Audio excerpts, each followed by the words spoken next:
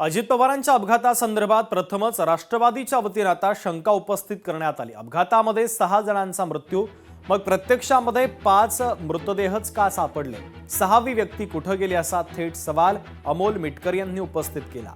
Tweet करत त्यांनी शंका उपस्थित केली आहे। एखादाही कागदाचा तुकडा जळालेला का दिसत नाही?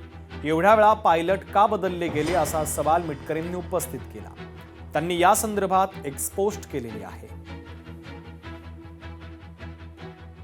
आदरणीय दादा गेले हे अजूनही कुणाचंच मन मानायला तयार नाहीये। काल देवगिरीवरील त्या 2 खुर्च्या बघून परत डोळे पाणावले।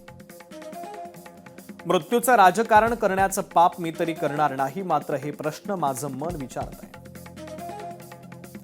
अपघातामध्ये 6 जणांचा मृत्यू झाला, मग प्रत्यक्षात 5 मृतदेहच का सापडले? 6वी व्यक्ती कुठे गेली?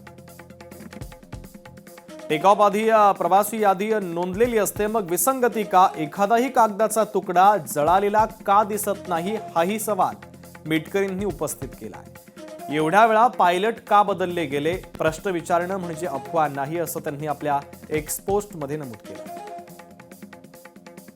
या संदर्भामध्ये मुख्यमंत्री महोदयांनी आणि त्या खात्याचे नागरी उड्डाण खात्याचे मंत्री मुरलीधर मोहोळ यांनी सुद्धा चौकशी करण्याचे आदेश दिलेले आहेत आणि ते सगळे चौकशीचे जे काही निष्कर्ष असतील ते महाराष्ट्रातल्या जनतेपुढे त्यांना आलेच पाहिजेत। ब्लॅक बॉक्समध्ये ज्या काही बाबी असतात, म्हणजे नोंदी असतात, ते सुद्धा ते इन्व्हेस्टिगेशन टीमच्याकडनं केलं जाईल। दादांची बॉडी ओळखण्यासारखी नसताना कागदपत्राला साधा जाळ लागला नाही किंवा कागदपत्र कशी जळाली नाहीत, त्याच्यामुळे प्रश्न असे आहेत की विमानाचं टेक ऑफ किती वाजता होतं? अचानक ज्या पायलटची हिस्ट्रीच दारूची आहे, ज्याला सस्पेंड केलंय, जे विमान नादुरुस्त आहे, अशा प्रकारे दादांनी प्रवास करावा आणि मग शेवटी बॉडी छिन्न विछिन्न परिस्थितीत माळरानावर सापडावी, कागद जळलेले नसावेत, आणि याबद्दलची साशंकता एक कार्यकर्ता म्हणून माझ्या मनात आहे। म्हणून काही प्रश्न मी उपस्थित केलेत। आता CID चौकशी संदर्भात स्वतः मुख्यमंत्री साहेबांनी तसे निर्देश दिलेत, तशी चौकशी सुरू पण आहे, पण उच्चस्तरीय पण चौकशी याची झाली पाहिजे। स्वतः केंद्राने यात लक्ष घातलं पाहिजे की हे काय आहे, हा घात आहे की घातपात घडून आणलाय की अपघात आहे। तर अमोल मिटकरींच्या पाठोपाठ रुपाली ठोंबरे पाटील यांनी सुद्धा अजित पवार यांच्या विमान अपघातावर आता संशय व्यक्त केला आहे। रुपाली ठोंबरे पाटील यांनी अपघाताची चौकशी व्हायला हवी असं म्हणत ट्विट केलेलं आहे।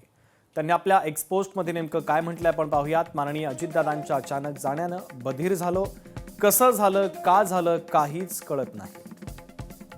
देवानं लाखोंच्या पोशिंदा नव्हता न्यायचा, आमच्यासारखे न्यायचे होते, अत्यंत अघटित घडलं।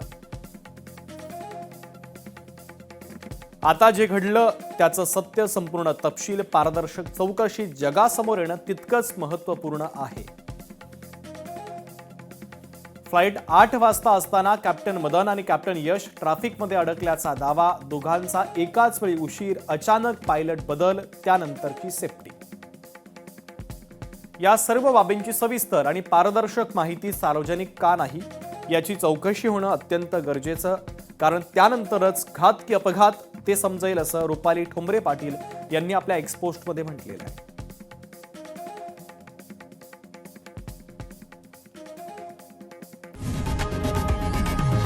लोकशाही मराठी ऐका, पहा, जागरूक रहा।